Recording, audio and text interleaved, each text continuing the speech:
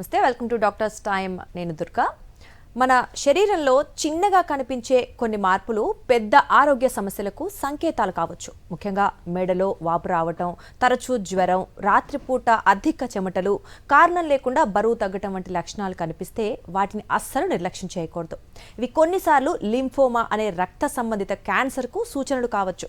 అసలు లింఫోమా అంటే ఏంటి, ఎవరికి ఎక్కువగా వచ్చే ప్రమాదం ఉంది, అసలు ఈ వ్యాధిని ముందుగానే ఎలా గుర్తించాలి, ఆధునిక వైద్యంలో అందుబాటులో ఉన్న చికిత్సలు ఎంతవరకు ఫలితాలనిస్తున్నాయి, bone marrow transplantation, CAR T cell therapy వంటి అత్యాధునిక చికిత్సలు ఎప్పుడు అవసరమవుతాయి, అలాగే చికిత్స అనంతరం సాధారణ జీవితాన్ని గడపవచ్చా వంటి ఎన్నో సందేహాలకు మెడికవర్ హాస్పిటల్ వైద్యులు, ప్రముఖ ఆంకాలజిస్ట్ డాక్టర్ రవికృష్ణ గారు మనతో ఉన్నారు. వారిని అడిగి మరిన్ని విషయాలు తెలుసుకుందాం. ఇక మీరు ఒకవేళ డాక్టర్ గారితో మాట్లాడాలనుకుంటే కాల్ చేయాల్సిన నెంబర్స్ 04023310716, అలాగే 04023310729 నెంబర్స్కి కాల్ చేసి డాక్టర్ గారితో మాట్లాడవచ్చు. నమస్తే అండి రవికృష్ణ గారు, వెల్కమ్ అండి.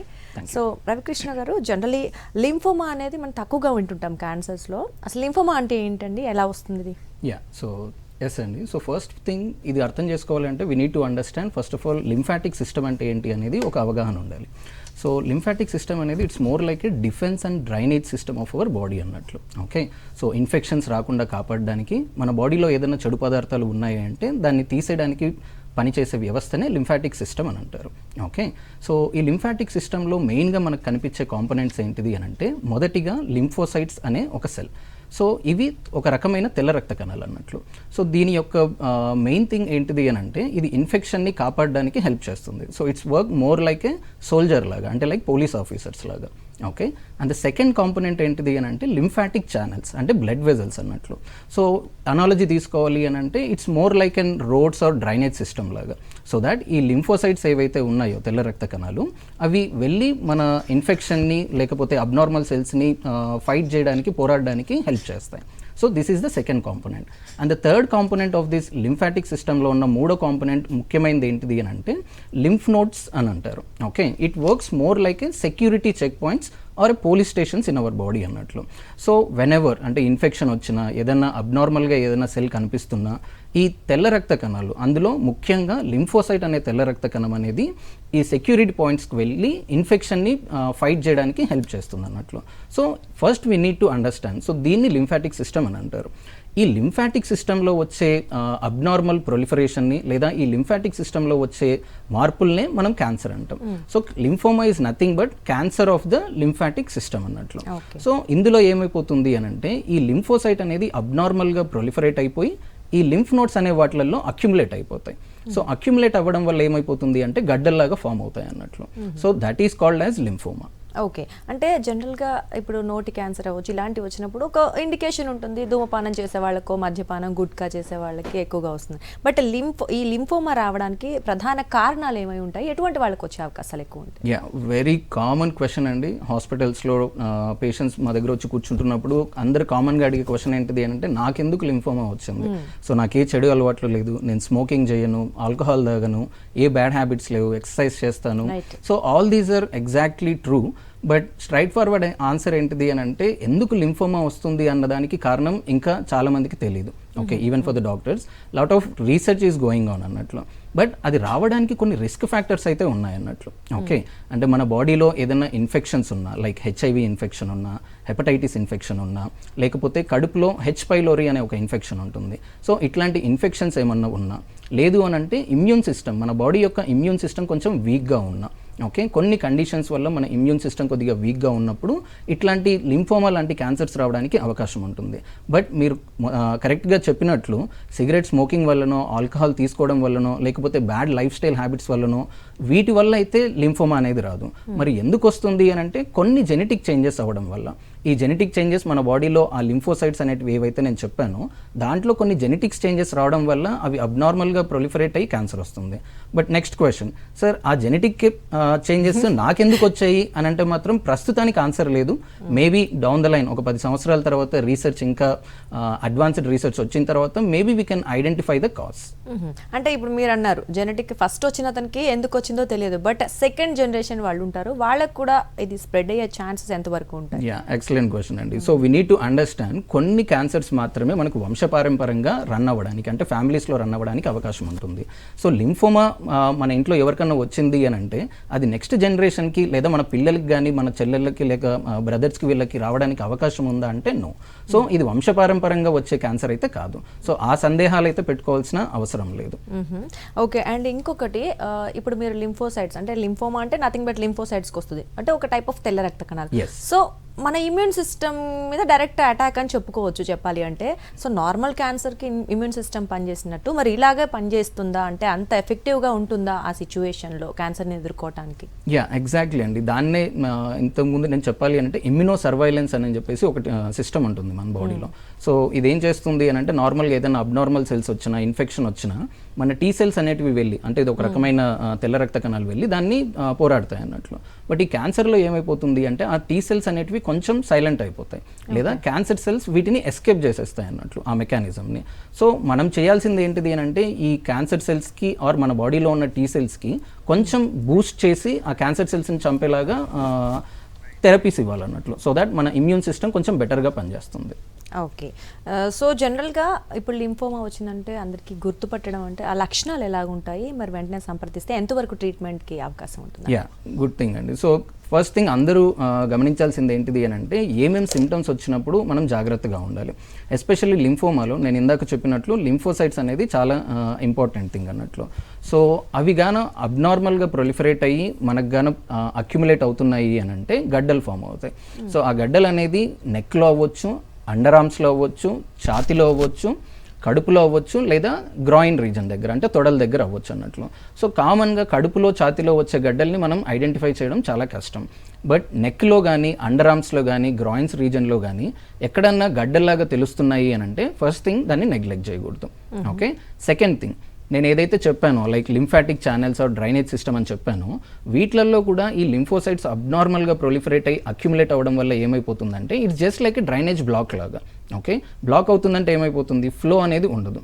ఫ్లో ఉండకపోవడం వల్ల ఏం జరుగుతుంది అని అంటే కింద మనకు వాపు అనేది వచ్చేస్తుంది. సో కొంతమందికి కాళ్ళ వాపులు రావడము, లేదా చేతులు వాపు రావడము, కడుపు ఉబ్బరంగా ఉండడం, ఇట్లాంటి సిమ్టమ్స్ చూస్తూ ఉంటాం. మూడోది మీరు గమనిస్తే ఈ తెల్ల రక్త కణాలు, ఈ లింఫోసైట్స్ ఎక్కడ ప్రొడక్షన్ జరుగుతాయి అని అంటే మన బోన్ మ్యారోలో. ఓకే. ఆ బోన్ మ్యారోలో కూడా ఫర్ ఎగ్జాంపుల్ ఈ లింఫోసైట్స్ బాగా అధికంగా పెరిగిపోయి మన ఉన్న బోన్ మ్యారోని మొత్తాన్ని ఈ క్యాన్సర్ సెల్సే రీప్లేస్ చేసేస్తాయి. సో దానివల్ల వచ్చే ఎఫెక్ట్ ఏంటిది అని అంటే నార్మల్ సెల్స్కి అక్కడ ప్రొడక్షన్ అవ్వడానికి స్పేస్ ఉండదు. ఓకే. లైక్ హిమోగ్లోబిన్, తెల్ల రక్త కణాలు, నార్మల్ తెల్ల రక్త కణాలు, ప్లేట్లెట్స్, ఇవన్నీ కూడా మనకు బోన్ మ్యారోలోనే ప్రొడ్యూస్ అవుతాయి. సో ఈ క్యాన్సర్ సెల్స్ అంతా ఆ బోన్ మ్యారోని రీప్లేస్ చేసేయడం వల్ల ఇవన్నీ కూడా తగ్గే అవకాశం ఉంటుంది. ఫర్ ఎగ్జాంపుల్ మనిషికి హిమోగ్లోబిన్ తగ్గింది అనుకోండి, దానివల్ల అలసట వస్తుంది. అదే ప్లేట్లెట్స్ తగ్గాయి అని అంటే బ్లీడింగ్ వచ్చే అవకాశం ఉంటుంది. తెల్ల రక్త కణాలు అంటే నార్మల్ తెల్ల రక్త కణాలు కానీ తగ్గాయి అని అంటే రిపీటెడ్ ఇన్ఫెక్షన్స్ రావడానికి అవకాశం ఉంటుంది. ఓకే. సో ఇవన్నీ సిమ్టమ్స్ ఏదైనా సరే డాక్టర్ ఒక సిమ్టమ్ చెప్తున్నప్పుడు దానికి ప్రతిదానికి ఒక మెకానిజం ఉంటుంది. సో గడ్డలు రావడము, కాళ్ళ వాపులు రావడము, రక్తం గడ్డగట్టడము, అలసట ఉండడము, ఓకే, రిపీటెడ్ ఇన్ఫెక్షన్స్ రావడము, ఇట్లాంటి సిమ్టమ్స్ ఉన్నాయి అని అంటే మాత్రం we have to be very careful. అవి కాకుండా ఇంకొన్ని సిమ్టమ్స్ లైక్ బరువు తగ్గడం. ఓకే. అంటే మీరు డైట్ చేస్తున్నారు, ఇంటెన్షనల్గా వెయిట్ లాస్ అవుతున్నారు అంటే అది okay. But unintentional weight loss, మనకి ఆకలి తగ్గుతుంది ప్లస్ బరువు కూడా తగ్గుతుంది అన్నప్పుడు చాలా జాగ్రత్తగా ఉండాలి. బరువు తగ్గడం అనేది it's like in very vague term. Okay. So for example మనం లాస్ట్ ఒక 3 నుంచి 6 నెలల లోపల ఒక 10% కన్నా ఎక్కువగా బరువు తగ్గుతున్నాము అని అంటే we have to be very very careful. So ఈ సిమ్టమ్స్ అన్నీ ఉన్నాయి అని అంటే మాత్రం నెగ్లెక్ట్ చేయకూడదు. సో ఇలాంటి సిమ్టమ్స్ గడ్డ వచ్చిన ప్రతిదీ క్యాన్సర్ అయినా అంటే కాదు, but we have to be very careful. అంటే ఏం డిఫరెన్స్ ఉంటుందండి ఇతర గ్రంథుల వల్ల వచ్చే గడ్డలకి, ఇప్పుడు లింఫోమా వల్ల వచ్చే గడ్డలకి ఎలా ఉంటుంది? Again going to the basics అండి, నేను ఇందాక చెప్పినట్లు ఆ లింఫోసైట్స్, ఈ గ్లాండ్స్, లింఫ్ నోడ్స్ అనేటివి ఇన్ఫెక్షన్ ఫైట్ చేయడానికి, క్యాన్సర్ని ఫైట్ చేయడానికి రెండింటికి కామన్గా ఎన్లార్జ్ అవుతాయి అన్నట్లు. ఓకే. బట్ ఇన్ఫెక్షన్లో ఏమైపోతుంది అని అంటే ఈ వాప్ ఏదైతే ఉంటుందో, గడ్డ ఏదైతే, ఇప్పుడు ఫర్ ఎగ్జాంపుల్ నాకు చాలా మంది కాల్ చేస్తుంటారు, సార్ ఇక్కడ మెడలో ఒక చిన్న 2 సెంటీమీటర్లు 1 సెంటీమీటర్ గడ్డలాగా కనిపిస్తుంది, ఇదేమన్నా క్యాన్సరస్ గడ్డనా లేకపోతే ఇది ఇన్ఫెక్షనా, సో దీనికి తీసుకోవాల్సిన జాగ్రత్తలు ఏంటిది అని చూసి వెంటనే డిఫరెన్స్ చేయడం, అంటే దాన్ని రెండింటిని డిఫరెన్షియేట్ చేయడం చాలా కష్టం. బట్ అర్థం చేసుకోవాల్సింది ఏంటిది అని అంటే నేను ఇందాక చెప్పిన సిమ్టమ్స్ అన్నీ కూడా ఉన్నాయా అనేది చూసుకోవాలి. బరువు ఏమన్నా తగ్గుతున్నారా, జ్వరం ఏమన్నా వస్తుందా, రాత్రిపూట పడుకున్నప్పుడు నైట్ స్వెట్స్ అంటారు, అంటే ఆల్మోస్ట్ చెమటలు బాగా ఎక్కువగా పట్టి మనం బట్టలు మార్చి పడుకోవాల్సినంత అవసరం రావడం. సో ఇవన్నీ మనకు లింఫోమాకి ఒక రకమైన సిమ్టమ్స్ అన్నట్లు. ఓకే, బట్ ప్రాబ్లం ఏంటంటే ఫీవర్ అనేది, జ్వరం అనేది ఇన్ఫెక్షన్లో ఉంటుంది, దీంట్లో కూడా వస్తుంది. బరువు తగ్గడం అనేది రెండిట్లో చూస్తాం అన్నట్లు. సో ఆ సిమ్టమ్స్ని ఒక్కటినే బేస్ చేసుకుని మనం డిఫరెన్షియేట్ చేయగలమా అంటే లేదు. ఓకే, అన్నిటికన్నా ముఖ్యమైనది అందరూ గుర్తుపెట్టుకోవాల్సింది ఏంటిది అని అంటే, ఏ సిమ్టమ్ అయినా సరే 10 రోజులు లేదా 2 వారాల కన్నా ఎక్కువగా ఉంది అని అంటే మాత్రం నెగ్లెక్ట్ చేయకూడదు. ఇన్ఫెక్షన్ ఇలాంటివి అన్నీ వారం నుంచి 10 రోజుల లోపల తగ్గిపోవడానికి అవకాశం ఉంటుంది. మీకు గడ్డ లాంటిది వచ్చి వారం 10 రోజులు లేదా 2 వారాల కన్నా ఎక్కువగా ఉంటుంది అని అంటే మాత్రం అది క్యాన్సర్ అవ్వడానికి అవకాశం ఎక్కువగా ఉంటుంది. సో అటువంటి వాటిని మాత్రం నెగ్లెక్ట్ చేయొద్దండి. రైట్ అండి. అండ్ ఇప్పుడు బయాప్సీ వల్ల ఎక్కువగా మనం టెస్ట్ చేస్తూ ఉంటాం కదా, సో ఏమేమి టెస్ట్ ఉంటాయి ఇంకా? సో ఎలా దీన్ని డయాగ్నోసిస్ చేయాలి? సో వెరీ ఇంపార్టెంట్ టాపిక్ అండి, బికాజ్ మెజారిటీ ఆఫ్ ద పేషెంట్స్కి ఏమైపోతుంది అని అంటే, ఇట్లాంటి ఒక చిన్న గడ్డ వచ్చినప్పుడు ఎస్పెషల్లీ రూరల్ ప్లేసెస్లో FNAC అనే ఒక టెస్ట్ ఉంటుంది. So I will just take some time.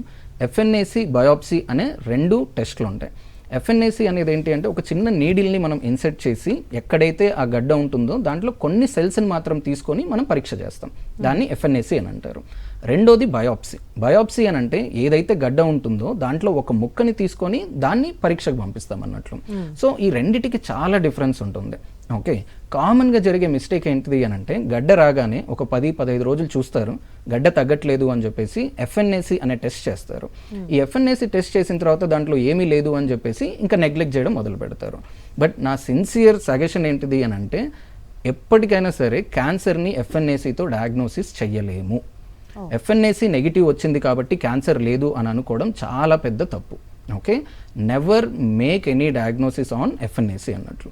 Okay, ఇది సింపుల్ అనాలజీ చెప్పాలి అని అంటే, మీకు బుక్లో ఒక చాప్టర్ ఉంటుంది, ఆ చాప్టర్లో ఒక పేజీ చదివేసి నాకు మొత్తం వచ్చింది అనుకోవడం, ఆ చాప్టర్ మొత్తాన్ని చదివి మీరు అర్థం చేసుకోవడం, ఆ రెండిటికి ఎంత డిఫరెన్స్ ఉంటుందో FNACకి బయాప్సీకి కూడా అంత డిఫరెన్స్ ఉంటుంది.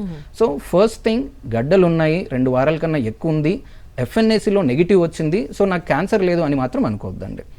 FNAC పాజిటివ్ వస్తే ఓకే, బట్ నెగిటివ్ వస్తే మాత్రం దాన్ని నిర్ధారణ చేసుకోండి, అంటే బయాప్సీ చేయించుకోవాలి.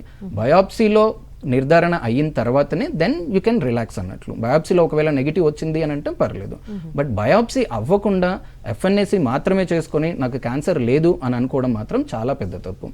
ఇక్కడ ఇంకొక మెయిన్ ప్రాబ్లం, అంటే మేము డైలీ జనరల్గా చూసే ప్రాబ్లం ఏంటిది అని అంటే, పేషెంట్కి బయాప్సీ అని చెప్పగానే వాళ్ళు భయపడిపోతారు. ఫస్ట్ థింగ్ ఏంటంటే, డాక్టర్ గారు మేము టీవీలో చూస్తున్నాము, బయాప్సీ చేస్తే క్యాన్సర్ స్ప్రెడ్ అయిపోతుందంట, అదేదో పడుకొని ఉంది, ఇప్పుడు మీరు దాన్ని కోసి తీస్తా అంటున్నారు, అది మొత్తం స్ప్రెడ్ అయిపోతుంది. ఇది కామన్గా వింటున్న మిస్కన్సెప్షన్ అండ్ మిత్ అన్నట్లు. సో జనాలందరూ దీన్ని అర్థం చేసుకోవాలి, క్యాన్సర్ అనేది బయాప్సీ చేయడం వల్ల స్ప్రెడ్ అవ్వదు. ఓకే, బయాప్సీ అనేది మనం క్యాన్సర్ని అవగాహన చేసుకోవడానికి, దాన్ని కన్ఫర్మ్ చేసుకోవడానికి, దానికి ట్రీట్మెంట్ ఇవ్వడానికి చాలా ఇంపార్టెంట్ టెస్ట్ అనేది. ఓకే, సో ఈ భయం వలన ఈ టెస్ట్ అనేది అవాయిడ్ చేయొద్దండి. బయాప్సీ అనేది కంపల్సరీగా చేసుకోవాలి. అది చేస్తేనే మనకు ఫర్దర్గా ఏదైనా ట్రీట్మెంట్ ఇవ్వాలన్నా, దానికి ఏ రకమైన ట్రీట్మెంట్ ఇవ్వాలి అనేది అన్నిటి ఈ బయాప్సీ వల్లనే మనకు తెలుస్తుంది. ఓకే, అండ్ ఇంకొకటి పెట్ అండ్ సిటీ స్కాన్స్ కూడా ఉంటాయి కదా, సో వీటి వల్ల లింఫోమాని గుర్తించడం అవుతుందా? ఎస్ అండి. సో నెక్స్ట్ థింగ్, వన్స్ ఒకసారి మనకు సిమ్టమ్స్ ఉన్నాయి, దెన్ దాని తర్వాత బయాప్సీ చేసాము, బయాప్సీలో ఒకవేళ మనకు క్యాన్సర్ అనేది కన్ఫర్మ్ అయిపోయింది, నెక్స్ట్ ఇంపార్టెంట్ స్టెప్ ఏంటిది అని అంటే, ఇది ఏ స్టేజ్లో ఉంది అని తెలుసుకోవడం చాలా ఇంపార్టెంట్. ఓకే, అంటే 4 రకాల స్టేజ్లు ఉంటాయి, అంటే స్టేజ్ 1, స్టేజ్ 2, స్టేజ్ 3, స్టేజ్ 4 అని అంటారు. ఓకే, ఈ స్టేజ్ అనేది తెలుసుకోవడం కూడా చాలా ఇంపార్టెంట్ అన్నట్లు. ఓకే, ఎందుకు అని అంటే, ఎర్లీ స్టేజెస్లో కనుక్కుంటే మనకు జబ్బు నయం అవ్వడానికి, అంటే క్యూర్ అవ్వడానికి అవకాశం చాలా ఎక్కువగా ఉంటుంది.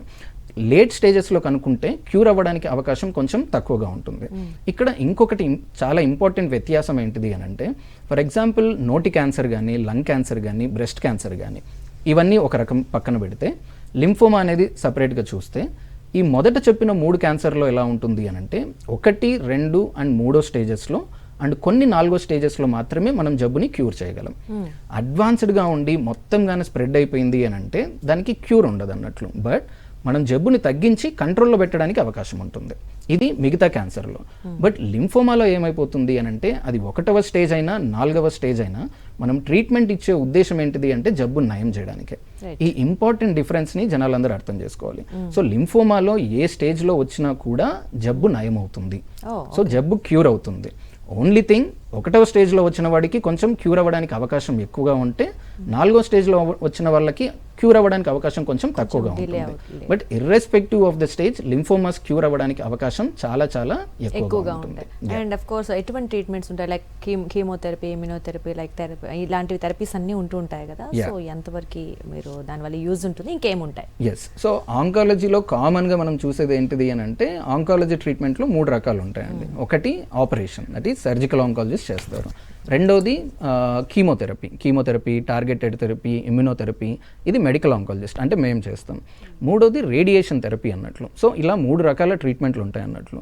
మిగతా క్యాన్సర్స్లో మెజారిటీ వాటికి ఆపరేషన్, కీమోథెరపీ అండ్ అవసరమైతే రేడియేషన్ థెరపీ కూడా అవసరం ఉంటుంది. బట్ లింఫోమాస్లో ఆపరేషన్కి రోల్ ఏమి ఉండదు. మెజారిటీ ఆఫ్ ద లింఫోమాస్కి కీమోథెరపీ ఆర్ టార్గెటెడ్ థెరపీతోనే క్యూర్ అవ్వడానికి అవకాశం ఉంటుంది. ఓకే, సో 4 నుంచి 6 cycles chemotherapy to targeted therapy ఇస్తాము. వాటితో ఆల్మోస్ట్ లైక్ 80 నుంచి 90% మంది క్యూర్ అవ్వడానికి అవకాశం ఉంటుంది. మొదటి స్టేజ్లో రెండో స్టేజ్లో వస్తే 4 సైకిల్స్ సరిపోతే అడ్వాన్స్డ్ స్టేజ్లో ఉన్న వాళ్ళకి 6 సైకిల్స్ వరకు ఇవ్వాల్సి ఉంటుంది. అండ్ ప్రతి సైకిల్కి గ్యాప్ 3 వారాలు ఉంటుంది అన్నట్లు. సో ఇట్లా 3 వారాలతో గ్యాప్తో కీమోథెరపీ సైకిల్స్ తీసుకొని అట్లా 4 నుంచి 6 సైకిల్స్ కీమోథెరపీ తీసుకుంటే మీ జబ్బు కంప్లీట్గా తగ్గడానికి 80 నుంచి 90% అవకాశం ఉంటుంది. సో ఇప్పుడు వచ్చిన అడ్వాన్సెస్ ఏంటిది అని అంటే కీమోథెరపీతో పాటు we are adding targeted therapies also. Like మెయిన్గా రిటిక్సిమాబ్ అనే ఒక డ్రగ్ ఉంటుంది. సో దానికి వ్యత్యాసం ఏంటిది అని అంటే కీమోథెరపీ అనేది అన్నిటి మీద పనిచేస్తుంది. అంటే మన నార్మల్ సెల్స్ మీద పనిచేస్తుంది, క్యాన్సర్ సెల్స్ మీద కూడా పనిచేస్తుంది. సో దానివల్ల మనకు సైడ్ ఎఫెక్ట్స్ రావడానికి కొంచెం అవకాశం ఎక్కువగా ఉంటుంది. బట్ రిటిక్సిమాబ్ అనేది అంటే టార్గెటెడ్ థెరపీ అనేది ఎలా అంటే it will act only on the specific cells అన్నట్లు. ఓకే, సో దానివల్ల మనకు అడ్వాంటేజ్ ఏంటిది అని అంటే మనకు సైడ్ ఎఫెక్ట్స్ వచ్చే అవకాశం బాగా తక్కువగా ఉంటుంది. బట్ ప్రీవియస్గా ఏమయ్యేది అని అంటే ఈ రిటిక్సిమాబ్ ఆర్ టార్గెటెడ్ థెరపీస్ ఏవైతే ఉంటాయో వీటి కాస్ట్ అనేది చాలా ఎక్కువగా ఉండేది. ఇఫ్ ఐ రిమెంబర్, నేను మొదట అంటే ఆల్మోస్ట్ లైక్ ఒక 8 సంవత్సరాల ముందు ప్రాక్టీస్ మొదలు పెట్టినప్పుడు it was in the tune of 1.5-2 లక్షలు ఉండేది ఒక సైకిల్కి ఒక టార్గెటెడ్ థెరపీ డ్రగ్ తీసుకుంటే. But over a period of time ఏమైపోయింది అని అంటే ఆ టార్గెటెడ్ థెరపీ యొక్క కాస్ట్ తగ్గింది. ఇప్పుడు ఆల్మోస్ట్ లైక్ జెనరిక్ మాలిక్యూల్స్ వచ్చిన తర్వాత 20,000 నుంచి ఆల్మోస్ట్ 70,000 వరకు డిపెండింగ్ ఆన్ ద కంపెనీ, మనం వాడే కంపెనీ బ్రాండ్ని బట్టి మనకు మందు అందుబాటులో ఉంది. So you don't have to worry about the finances also. అడ్వాన్సెస్తో ఏమైపోయింది అని అంటే డ్రగ్ యొక్క కాస్ట్ తగ్గింది. సో ట్రీట్మెంట్ ఆప్షన్స్ కూడా ఇంప్రూవ్ అయ్యాయి. సో ఇంకొకటి ఏంటంటే పొలాటూజిమాబ్ అనే ఇంకొక డ్రగ్ ఉంటుంది. ఓకే, ఇది కూడా టార్గెటెడ్ థెరపీ అన్నట్లు. సో దీని కాస్ట్ కూడా ఆల్మోస్ట్ ఒక సైకిల్కి మనకు 3 లక్షల వరకు ఖర్చు అవుతుంది. సో ఫస్ట్ ఈ ఖర్చు చెప్పగానే 3 లక్షలు అనగానే భయపడిపోతారు. సో బట్ అందరూ అర్థం చేసుకోవాల్సింది ఏంటిది అని అంటే దీంట్లో కూడా కొన్ని అసిస్టెన్స్ ప్రోగ్రామ్స్ ఉంటాయి అన్నట్లు. అంటే మనం కొద్దిగా పర్చేస్ చేస్తే కంపెనీ వాడు ఇంకొంచెం ఫ్రీగా ఇవ్వడం ఇలాంటివి ఉంటాయి. సో ఆ ఇన్ఫర్మేషన్ కూడా తెలుసుకొని then we have to take the treatment. So ఇది మనం జనరల్గా కామన్గా వాడే థెరపీస్ అన్నట్లు. బట్ లింఫోమాస్లో సర్జికల్ రోల్ ఏమి ఉండదు.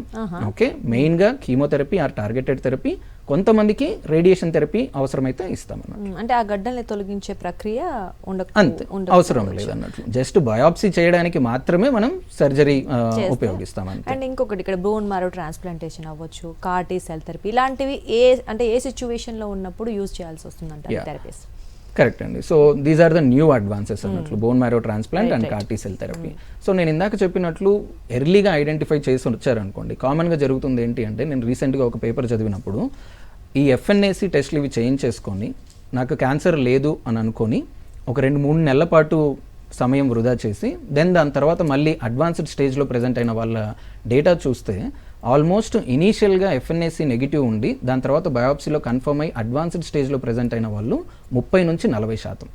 సో జస్ట్ ఇమాజిన్ వీళ్ళే కనుక ముందుగానే FNAC కాకుండా ఆ బయాప్సీ చేయించుకొని ఎర్లీ స్టేజెస్లో ప్రెజెంట్ అయింటే ఆ 30-40%ని త్వరగా తక్కువ సైకిల్స్తోనే క్యూర్ అవ్వడానికి అవకాశం ఉండేది. Okay, so that is more important. And second thing ఏంటిది అని అంటే వన్స్ ఒకసారి ఇలా అడ్వాన్స్డ్ స్టేజ్లో ప్రెజెంట్ అయిపోయిన తర్వాత క్యూర్ అవ్వడానికి అవకాశం ఉంటుంది. But at the same time ఆ జబ్బు నయం అయిపోయిన తర్వాత మళ్ళీ తిరిగి రావడానికి కూడా అవకాశం ఉంటుంది. అందుకే జబ్బుని ఎర్లీ స్టేజెస్లో కనుక్కోవడం చాలా చాలా ఇంపార్టెంట్. సో ఎర్లీ స్టేజెస్లో కనుక్కుంటే ఏమైపోతుంది అంటే త్వరగా క్యూర్ అయిపోతుంది అండ్ తిరిగి వచ్చే అవకాశం కూడా తక్కువగా ఉంటుంది. అడ్వాన్స్డ్ స్టేజ్లో ఏమైపోతుంది అంటే క్యూర్ అవ్వడానికి అవకాశం తక్కువ ఉంటుంది అండ్ తిరిగి రావడానికి అవకాశం కూడా ఎక్కువ ఉంటుంది. ఓకే, సెకండ్ సినారియో, ఒకవేళ మీకు జబ్బు నయం అయిపోయి ఇనీషియల్గా కీమోథెరపీ టార్గెటెడ్ థెరపీస్ ఇచ్చాము, దెన్ దాని తర్వాత జబ్బు మళ్ళీ ఎప్పుడు తిరిగి వచ్చింది, 6 నెలలకు వచ్చిందా, సంవత్సరానికి వచ్చిందా, 2 సంవత్సరాలకు వచ్చిందా అనేది ఇంపార్టెంట్. సో ఈ టైం లైన్ ఎందుకు ఇంపార్టెంట్ అంటే సో ఒకవేళ ఆ జబ్బు అనేది తిరిగి రావడానికి మొదటి 2 సంవత్సరాల్లో ఛాన్సెస్ బాగా ఎక్కువగా ఉంటాయి. ఆ 2 సంవత్సరాల తర్వాత జబ్బు తిరిగి రావడానికి అవకాశం చాలా తక్కువగా ఉంటుంది. సో ఈ టైం పీరియడ్లో గాన ఒకవేళ జబ్బు తిరిగి వస్తే ఓకే, అప్పుడు ఇట్లాంటి advanced technologies like bone marrow transplant కానీ కార్టీ సెల్ థెరపీ కానీ యూస్ చేయొచ్చు. ఓకే, కామన్గా అసలు ఈ కార్టీ సెల్ థెరపీ అంటే ఏంటిది అన్న చిన్న ఒక అపోహ or like everybody don't know అన్నట్లు. సో దీనికి ఒక చిన్న అనాలజీ చెప్పాలి అని అంటే what we will do was మన బాడీలో ఉన్న టీ సెల్స్ ఏవైతే తెల్ల రక్త కణాలు ఉంటాయో అందులో స్పెసిఫిక్గా టీ సెల్స్ అనే వాటిని కలెక్ట్ చేసి పెట్టుకుంటాం. ఆ కలెక్ట్ చేసిన స్టెమ్ సెల్స్ని ఏం చేస్తాము అని అంటే we will send to the lab అన్నట్లు. ఓకే, ల్యాబ్కి పంపించి అక్కడ జెనెటిక్ ఇంజనీరింగ్ ద్వారా వాటిని we will make it better. అంటే వాటికి కొన్ని రిసెప్టర్స్ అటాచ్ చేస్తాము, జెనెటిక్ ఇంజనీరింగ్ చేసేసి వాటిని కొంచెం మోడిఫై చేస్తాం. సో ఈ మోడిఫికేషన్ వల్ల ఏమైపోతుంది అంటే so that these T cells will fight better అన్నట్లు. ఓకే, స్ట్రాంగ్ చేయడం కోసం. ఓకే, అలా జెనెటిక్గా ఇంజనీర్ చేసిన సెల్స్ని మళ్ళీ అక్కడ నుంచి తెప్పించి మన బాడీలోకి ఎక్కిస్తాం అన్నట్లు. సో ఇప్పుడు ఏమైపోతుందంటే ఆ మారిపోయిన సెల్స్ ఈ CAR కైమరిక్ యాంటీజెన్ రిసెప్టర్ అని అంటారు, ఈ రిసెప్టర్ని ఎక్స్ప్రెస్ అయ్యేలాగా జెనెటిక్ ఇంజనీరింగ్ చేస్తాం. వన్స్ ఒక్కసారి ఈ రిసెప్టర్ ఎక్స్ప్రెస్ అయినప్పుడు ఏమైపోతుందంటే it can identify the cancer cells easily అన్నట్లు. సో దానివల్ల క్యాన్సర్ సెల్స్ చనిపోవడం అనేది ఈజీగా ఉంటుంది. సింపుల్గా చెప్పాలి అని అంటే మన సోల్జర్స్కి AK-47 గన్లు అవన్నీ ఇచ్చేసి వెళ్ళి యుద్ధం చేయండి అని చెప్పినట్లు, అంతే, అంతకుమించి అదే కొంచెం స్ట్రాంగ్ చేసి పంపిస్తాం అన్నమాట. సో దట్ అయితే చాలా మందికి ట్రీట్మెంట్స్ తీసుకున్నప్పుడు ఒక డౌట్ ఉంటుంది, ఇంకా ఏమైనా ఇతర బాడీ పార్ట్స్ మీద ఎఫెక్ట్ పడటమో లేదా సైడ్ ఎఫెక్ట్స్ ఏమైనా ఉంటాయా అని. సో ఏమైనా ఉంటాయా, ఉంటే ఎలా ఉంటుంది ట్రీట్మెంట్? ఎస్ అండి, exactly. Side effects are the very very important component అండి. సి ఏ ఎఫెక్ట్ ఉంటే సైడ్ ఎఫెక్ట్ కంపల్సరీగా ఉంటుంది. సో కామన్గా ఏంటిది అని అంటే నాకు ట్రీట్మెంట్ ఎఫెక్ట్ కావాలి బట్ నాకు సైడ్ ఎఫెక్ట్ ఉండకూడదు, ఇది జనరల్గా జనాల యొక్క expectation. So which is not true. ప్రతి ఒక్క దానికి సైడ్ ఎఫెక్ట్స్ ఉంటాయి. మీరు తీసుకుంటున్న పారాసిటమాల్ టాబ్లెట్కి కూడా సైడ్ ఎఫెక్ట్స్ ఉంటాయి. ఓకే, బట్ ఇంపార్టెంట్ థింగ్ ఏంటిది అని అంటే సైడ్ ఎఫెక్ట్స్ ఉండకపోవడం కాదు, ఆ సైడ్ ఎఫెక్ట్స్ని అవగాహన పెట్టుకొని ఆ సైడ్ ఎఫెక్ట్స్ని ఎలా మేనేజ్ చేసుకోవాలి అని తెలుసుకోవడం చాలా చాలా ఇంపార్టెంట్. ఓకే, జనరల్గా మనం ఇచ్చే కీమోథెరపీ అండ్ టార్గెటెడ్ థెరపీకి ఉండే సైడ్ ఎఫెక్ట్స్ ఏంటిది అని అంటే ఇన్ఫ్యూషన్ రియాక్షన్స్. ఓకే, అంటే అలర్జిక్ రియాక్షన్. కీమోథెరపీ ఎక్కిస్తున్నప్పుడు ఏదైనా సరే కొత్తది మన బాడీలోకి ఏదైనా ఒక డ్రగ్ ఇస్తున్నాము అని అంటే అది ఎవరికైనా, నాకైనా మీకైనా ఎవరికైనా కూడా అలర్జీ రావడానికి అవకాశం ఉంటుంది. ఓకే, సో ఆ అలర్జిక్ రియాక్షన్స్ రాకుండా ఉండడానికి ముందుగానే కొన్ని మందులు ఇస్తాం అన్నట్లు. బట్ ఇన్స్పైట్ ఆఫ్ దాట్ కొంతమందికి లైక్ ఒక 2 నుంచి 3% మందికి ఇన్ఫ్యూజన్ రియాక్షన్స్, అలర్జిక్ రియాక్షన్స్ వచ్చే అవకాశం ఉంటుంది. అంతే తప్పితే ఎక్కించేటప్పుడు దానికి మించి ఇంకే సైడ్ ఎఫెక్ట్స్ ఉండవు. ఓకే, జనరల్గా కీమోథెరపీ ఎక్కించేటప్పుడు పెయిన్ ఉంటుందేమో, ఏమైనా ఇబ్బంది ఉంటుందేమో అని అనుకుంటారు. అలర్జీ రియాక్షన్ తప్పితే ఇంకేం ఉండదు. వన్స్ ఒకసారి కీమోథెరపీ అయిపోయిన తర్వాత నెక్స్ట్ కీమోథెరపీ మనకు మళ్ళీ 3 వారాల తర్వాత ఉంటుంది. బట్ ఈ 3 వారాల్లో కొన్ని చేంజెస్ వచ్చే అవకాశం ఉంటుంది. ఫర్ ఎగ్జాంపుల్ లైక్ వామిటింగ్స్ ఉండడం, టేస్ట్ సెన్సేషన్ మారిపోవడం, ఓకే, లూజ్ మోషన్స్ అవ్వడం, కాలు చేతుల్లో తిమ్మిరులు రావడం, హెయిర్ ఫాల్ అనేది ఉండడం. ఓకే, సో ఇట్లాంటి కొన్ని సైడ్ ఎఫెక్ట్స్ ఉంటాయి. ఇవి కాకుండా మన రక్త కణాల మీద కూడా కొంచెం ఎఫెక్ట్ పడుతుంది. అంటే లైక్ హిమోగ్లోబిన్ తగ్గడం, ప్లేట్లెట్స్ తగ్గడం అండ్ తెల్ల రక్త కణాలు తగ్గడం. హిమోగ్లోబిన్ తగ్గింది అని అంటే మనిషికి అలసట రావడం మొదలవుతుంది. ప్లేట్లెట్స్ తగ్గాయి అని అంటే నార్మల్గా మనకు 1.5 నుంచి 3 లక్షల వరకు ప్లేట్లెట్ కణాలు ఉంటాయి. అవి కీమోథెరపీ వల్ల 20,000, 30,000 అంతకన్నా తగ్గాయి అని అంటే బ్లీడింగ్ అవ్వడానికి అవకాశం ఉంటుంది. అండ్ ఇంపార్టెంట్ థింగ్ ఏంటిది అని అంటే తెల్ల రక్త కణాలు. ఈ 3 వారాల గ్యాప్ ఎందుకు ఇస్తాము అని అంటే మనం ఇచ్చే థెరపీ క్యాన్సర్ సెల్స్ మీదనే కాదు, అవి నార్మల్ సెల్స్ మీద కూడా పనిచేస్తాయి అన్నట్లు. సో ఆ నార్మల్ సెల్స్ మీద పనిచేసినప్పుడు కణాలు అనేది తగ్గడం మొదలవుతాయి. ఈ తెల్ల రక్త కణాలు తగ్గినప్పుడు మనిషికి ఇన్ఫెక్షన్ రావడానికి అవకాశం చాలా ఎక్కువగా ఉంటుంది. అండ్ ఇన్ఫెక్షన్ వచ్చింది అని చెప్పడానికి మొదటి సంకేతం ఏంటిది అని అంటే జ్వరం. సో ఈ మధ్యలో ఎప్పుడైనా సరే జ్వరం గాన వచ్చింది అని అంటే నెగ్లెక్ట్ చేయకూడదు, వెంటనే డాక్టర్కి వచ్చి ఇన్ఫార్మ్ చేయాలి. సో ఇవి రెగ్యులర్గా మనం చూసే సైడ్ ఎఫెక్ట్స్ అన్నట్లు. బట్ అందరూ అర్థం చేసుకోవాల్సింది ఏంటిది అంటే నేను చెప్పిన లిస్ట్ అంతా అందరికీ రావాలని రూల్ ఏం లేదు. అందులో ఏదైనా ఒక సైడ్ ఎఫెక్ట్ గానే వస్తుంది అని అంటే అది ఎంత సివియర్గా వస్తుంది అనే పర్సంటేజ్ తెలుసుకోవడం ఇంపార్టెంట్. సో జనరల్గా 10 నుంచి 20% మందికి మాత్రమే సీరియస్ సైడ్ ఎఫెక్ట్స్ వస్తాయి. 80% మందికి చిన్న చిన్న సైడ్ ఎఫెక్ట్స్ తోనే ఈజీగా ట్రీట్మెంట్ ని కంప్లీట్ చేయవచ్చు. ఆ 10-20% రిస్క్ తీసుకోవడానికి రెడీ ఉన్నారా లేదా అనేది ఇంపార్టెంట్. రైట్ అండి. అండ్ ఇంకొకటి ఇప్పుడు లింఫోమాపై చాలా మందికి అవగాహన తక్కువ ఉంది. సో ఫైనల్ గా వాళ్ళకి ఏం చెప్తారు? అండ్ ఇంకొకటి మానసికంగా కూడా స్ట్రాంగ్ గా ఉండడం ఇంపార్టెంట్ కాబట్టి సో పీపుల్ కి ఏం చెప్తారు లింఫోమా? సో ఫస్ట్ థింగ్ అండి, మిస్కన్సెప్షన్స్ పెట్టుకోవద్దండి. అంటే లైక్ ప్రతి గడ్డ క్యాన్సర్ కాదు, బయాప్సీ చేస్తే క్యాన్సర్ పెరగదు, okay, and more important thing నేను చెప్పాలనుకుంటుంది ఏంటిది అని అంటే షుగర్ తింటే క్యాన్సర్ పెరగదు. ఓకే, నా దగ్గరకు వచ్చే కామన్ పేషెంట్స్ అందరూ వచ్చేసరికి సరే నేను క్యాన్సర్ డయాగ్నోసిస్ అయిపోయింది, నేను షుగర్ తినడం ఆపేశాను. అవసరం లేదు. ఓకే, మనకు బాడీలో షుగర్ నార్మల్ సెల్కి ఎంత అవసరమో క్యాన్సర్ సెల్కి కూడా అంతే అవసరం. మీరు షుగర్ తినడం మానేస్తే క్యాన్సర్ సెల్ చనిపోవడం కాదు కదా, మన నార్మల్ సెల్స్ అనేది బాగా ఎక్కువగా ఎఫెక్ట్ అవుతాయి అన్నట్లు. క్యాన్సర్ వచ్చింది కాబట్టి, అంటే జనరల్గా దీన్ని ఇంగ్లీష్లో వార్బర్గ్ ఎఫెక్ట్ అంటారు. ఓకే, క్యాన్సర్ వచ్చింది కాబట్టి ఈ వార్బర్గ్ ఎఫెక్ట్ ఉంది, కానీ షుగర్ తినడం వల్ల క్యాన్సర్ పెరగడం అనేది అయితే ఉండదు. ఓకే, ఆ మిస్కన్సెప్షన్స్ తీసేసుకోండి.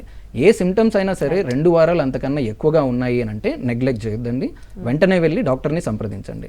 అండ్ FNAC మీద ఎప్పుడు రిలే అవ్వద్దండి. రైట్ అండి, thank you so much Ravikrishna గారు, చాలా క్లియర్గా వినిపించారు. అంటే మాకు చాలా డౌట్స్ ఉన్నాయి, చాలా క్లియర్ కట్ ఇన్ఫర్మేషన్ ఇచ్చారు. Thank you so much. Thank you అండి, thank you so much. So చూసారు కదండి, సో లింఫోమా కూడా క్యూరబుల్ క్యాన్సరే. సో అన్ని అడ్వాన్స్డ్ ట్రీట్మెంట్స్ కూడా మనకు అందుబాటులో ఉన్నాయి. సో ఏదేమైనా ముందుగా ఏదైనా మీకు ఇట్లా డౌట్ వచ్చిందంటే వెంటనే డాక్టర్ని సంప్రదించడం, దానికి సంబంధించిన టెస్టులు చేయించుకొని కన్ఫర్మ్ చేసుకుంటే ఏ స్టేజ్లో ఉన్నా క్యూరబుల్. అలాగే మీరు మానసికంగా కూడా శారీరకంగా కూడా ఎటువంటి ఇబ్బంది పడాల్సిన అవసరం లేదని చెప్తున్నారు డాక్టర్ గారు.